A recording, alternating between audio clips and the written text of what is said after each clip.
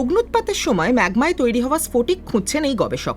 এগুলো দেখলে বোঝা যায় কিভাবে গলে যাওয়া ম্যাগমা ভূপৃষ্ঠে উঠে এসেছিল লাভা হিসেবে। এই ধরনের ছবিতে লুকিয়ে থাকে গুরুত্বপূর্ণ সূত্র। এটা দেখলে বুঝবেন টাইটানিয়ামের পরিমাণ সব জায়গায় একরকম নয়। গাছের কাণ্ডে যেমন বলয় দেখা যায়, এখানেও তেমন দেখা যাচ্ছে। এই বলয়গুলো থেকে জানা যায় অগ্নুৎপাতের সময় ম্যাগমা কত দ্রুত ওপরে উঠেছিল এবং তখন কি পরিস্থিতি ছিল। স্ফটিকগুলো বেড়ে ওঠার ধরন থেকেই বোঝা যায় সেই গল্প। এই সূক্ষ্ম স্তরগুলো পরিবর্তনের তথ্য দেয় আমাদের, যেমন ম্যাগমা উপরে ওঠার সময় চাপের পরিবর্তন বা ম্যাগমা চেম্বারে নতুন ম্যাগমা প্রবেশ করলে কি হয়। এগুলোর ছাপ স্ফটিকের ভেতর থাকে।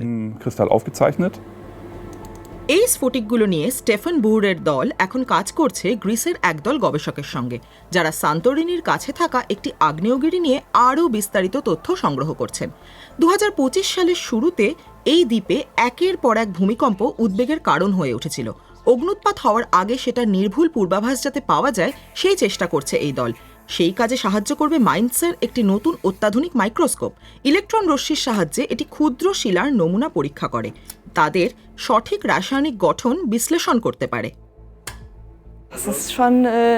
বিস্ময়কর একটা ব্যাপার।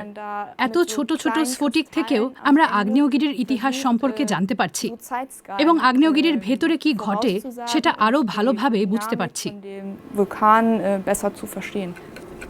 তবে এই যন্ত্র শুধু আগ্নেয়গিরি নিয়ে গবেষণার কাজেই ব্যবহৃত হয় না। এটি দিয়ে প্রাচীন দাঁতের নমুনাও বিশ্লেষণ করা যায়, এমনকি উল্কাখণ্ড। সম্প্রতি একটা উল্কাখণ্ড বিশ্লেষণ করেছি।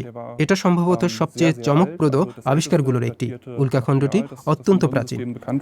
পৃথিবীর গভীরে তৈরি হওয়া বিরল পদার্থ নিয়েও গবেষণা করেন বিজ্ঞানীদের এই দল। এসব পদার্থ কী পরিস্থিতিতে তৈরি হয় সেই পরিবেশ অনুকরণ করে দেখেন তারা। এর মাধ্যমে জানা যায় এগুলো ঠিক কোথায় এবং কিভাবে জমা হয়। এগুলো কিভাবে তৈরি হয় সেটা বুঝতে পারলে খোঁজার কাজটাও অনেক সহজ হয়ে যায়। তখন কোথায় অনুসন্ধান করা উচিত আর কোথায় নয় সেটা জানা যায়। মাত্র কয়েক বছর আগে পর্যন্ত এত সূক্ষ্মভাবে পাথরের নমুনা বিশ্লেষণ করা সম্ভব ছিল না। এই গবেষণা ভবিষ্যতে অগ্নুৎপাতের ঝুঁকি আরও ভালোভাবে মূল্যায়ন করতে সাহায্য করবে।